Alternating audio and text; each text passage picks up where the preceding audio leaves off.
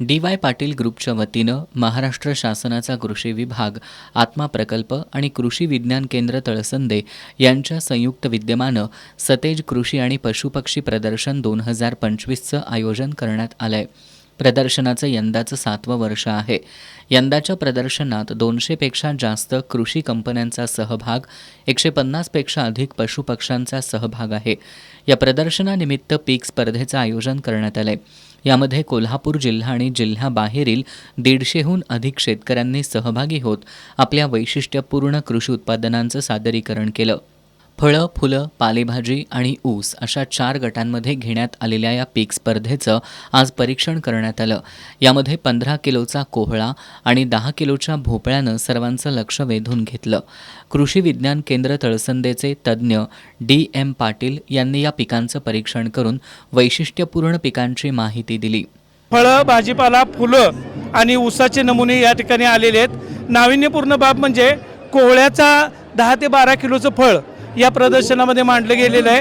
त्याचबरोबर देशी केळी, G9 केळी, जिप्सोपिलासारखी फुलं अशा अनेक नाविन्यपूर्ण बाबी या प्रदर्शनामध्ये आलेल्या आहेत. हा दरवर्षी प्रदर्शनामध्ये तांदूळ महोत्सवही साजरा होतो आणि वेगवेगळ्या जातीचे तांदूळ विक्रीसाठी ग्राहकांना उपलब्ध होतात. त्याचबरोबर अनेक दुर्मिळ प्रकारच्या रानभाज्या ज्याच्यामध्ये अन्नपूर्णासारखी वनस्पती किंवा इतर ज्या रानभाज्या आहेत त्याचाही समावेश होतो.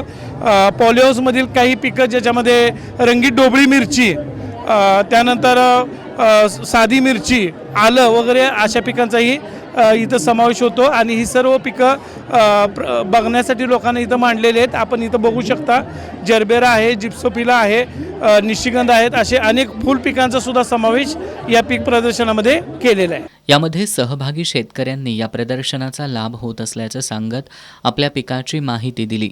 या प्रदर्शनानिमित्त आयोजित करण्यात येणारी पीक स्पर्धा शेतीत नवनवीन प्रयोग करण्यासाठी प्रोत्साहन देणारी आणि आत्मविश्वास वाढवणारी असल्याचं सांगितलं. सेंद्रिय देशी केळी पिकवत आहे. बंटी साहेबांच्या प्रदर्शनामध्ये मी प्रत्येक वर्षी येत आहे. गेली 2 वर्षे माझा फळ पीक स्पर्धेमध्ये पहिला क्रमांक बसलेला आहे व ही केळी खायला रुचकर व आरोग्याला पौष्टिक असे आहेत आणि सर्व लोकांनी सेंद्रिय केळी खावावी व आपले आरोग्य चांगले राखावे. हे पीक 1 महिन्यामध्ये तयार होते. आणि भोपळा करतोय. हा कवाळा आयुर्वेदिक आहे. हा कवाळा 15 किलोचा आहे आणि हा भोपळा 10 किलोचा आहे. हा सुद्धा दरवर्षी भरपूर उत्पन्न होतंय आणि दोन्हीही चांगल्या प्रकारचे आहेत, खायला चांगले आहेत.